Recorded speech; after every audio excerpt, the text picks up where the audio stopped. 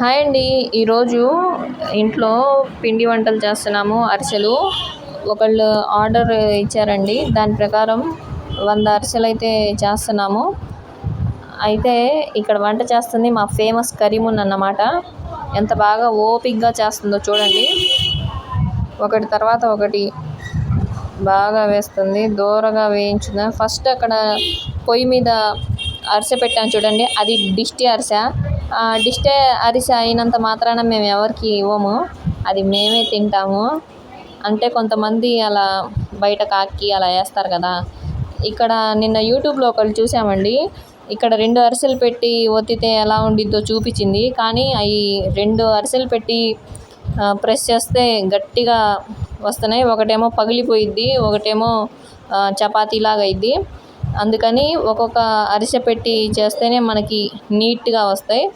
ఒక అరిసె పెట్టి చేస్తే ఏమీ పగలవండి. కాబట్టి మనం ఒక అరిసె పెట్టి ప్రెస్ చేసి చేస్తేనే నీట్గా ప్రెస్ అయ్యి దానిలో ఉన్న ఆయిల్ మొత్తాన్ని కిందకి దిగిపోయింది, లేకపోతే అస్సలు దిగదండి. మీరు కూడా ట్రై చేయండి. Hope you like this video. Thank you for watching this video. Bye bye.